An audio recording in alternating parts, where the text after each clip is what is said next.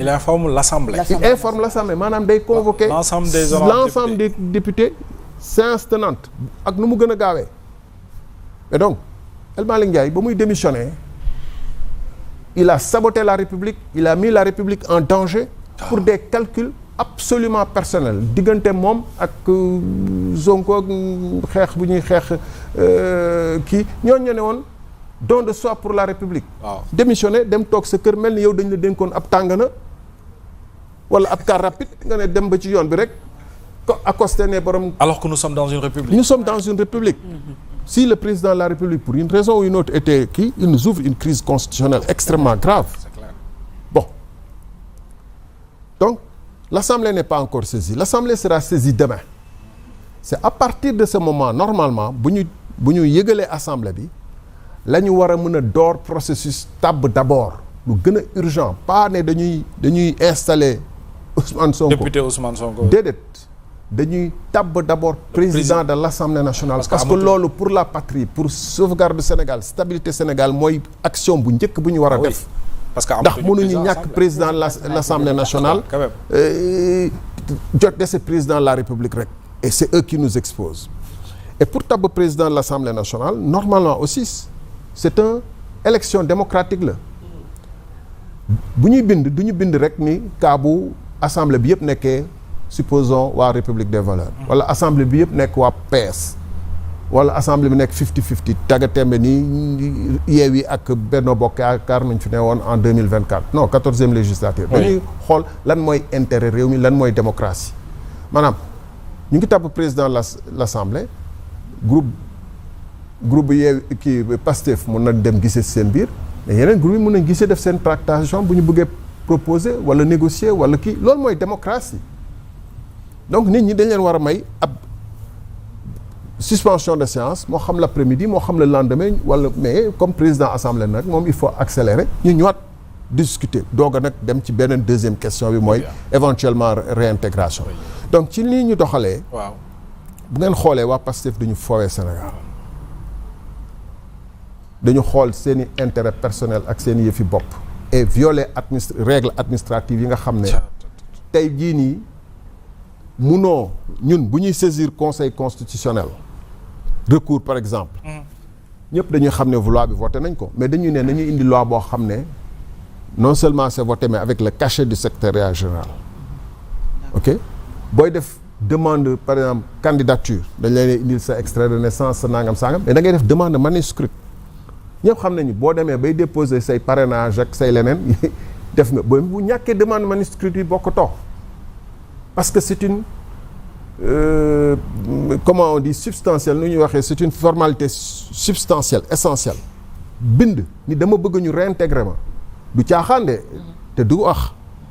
dafa ko war a bind ñu xam ne Ousmane Sonko ci boppam moo bëgg ñu réintégrer ko comme député bu ko defulee mënuñu wax ci wax waruñu mën a wax ci wax jooju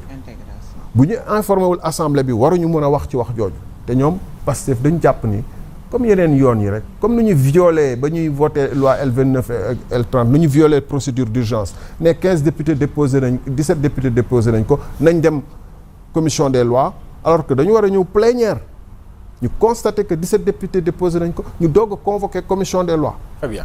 alors à voir tout ce qui se passe bu ñu dégloo sa raisonnement bala ñu ñëw ci fond bi loolu c'est sur les procédures ah. voilà bu ñu dégloo sa explication depuis tout à l'heure dafay wane ne li ñu def ñoom dès le départ la ñu ko faussé dès le départ la ñu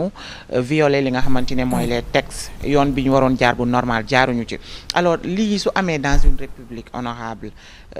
qui pour siffler li nga xamante ne mooy la fin de cette récréation parce que ñu bëri dañuy wax naan conseil constitutionnel amul compétence pour addu ci li nga xamante ne moom mooy peut-être mbiru assemblée ak ni ñuy tëggee seen yëf ak li ni mel kan exactement moo war a mën a stopper Pastef parce que joxe nañu rendez-vous ni suba dañuy amal séance plénière pour installer ki nga xamante ne moom mooy Ousmane Sonko ci siège du député.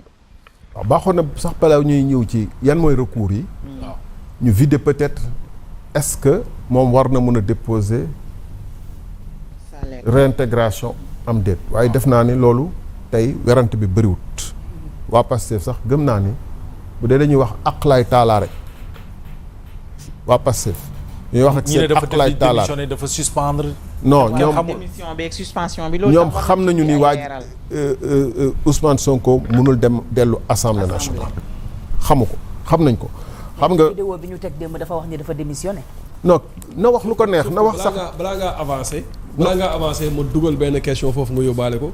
sauf que bi doyen Alla Kane toogee ci perchoir bi mais il a reçu la lettre de suspension du député Ousmane Sonko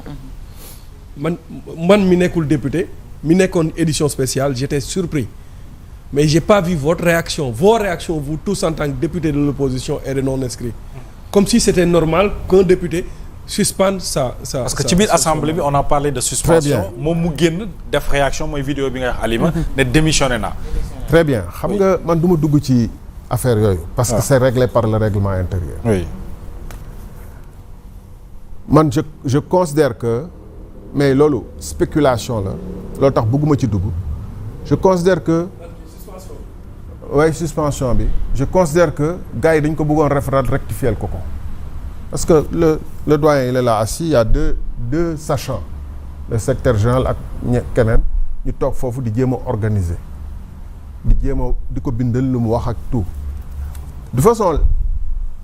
le règlement intérieur de l'Assemblée nationale même Sonko bu defoon lettre en bonne et due forme de suspension dégg lu ma wax yaa ngi dégg lu ma wax bu defoon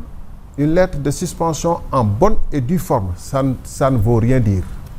parce que bu leen fàttali que Abdoulaye Daouda defoon na ko ça ne prête à rien pourquoi parce que boobu on est en 2024 règlement intérieur bi moo valable bu 2025 édition 2025. non Non, 2024 oui, on était 2024, donc on était sous le coup de la loi du règlement intérieur c'est clairement dit loi organique numéro 2002 20 du 15 mai 2002 ak ay plusieurs modifications donc en 2024 décembre 2024 bii moo valable bii amul fenn fu muy prévoir suspension bala ngay am benn prévaloir d'un droit di ñaan di laaj benn àq dafa fekk àq boobu expressément ñu prévoir ko. bu ko neexoon mu bind dama bëgg suspension provisoire dama bëgg mun na bind lu ko neex mais li mën a am mooy li règlement bi dogal règlement bi dafa dogal ni boo nekkee premier ministre wala nga nekk ministre membre du gouvernement loolu àndul ak nekk député yor fonction. député yoon nekk député kooku constitution article 54 moo ko njëkk a wax Bien sûr. ñu ne règle dina am loi organique bu gën a faram-fàcce lu muy tekki lu mu und faram-fàcce bi mu ngi ci règlement intérieur article 109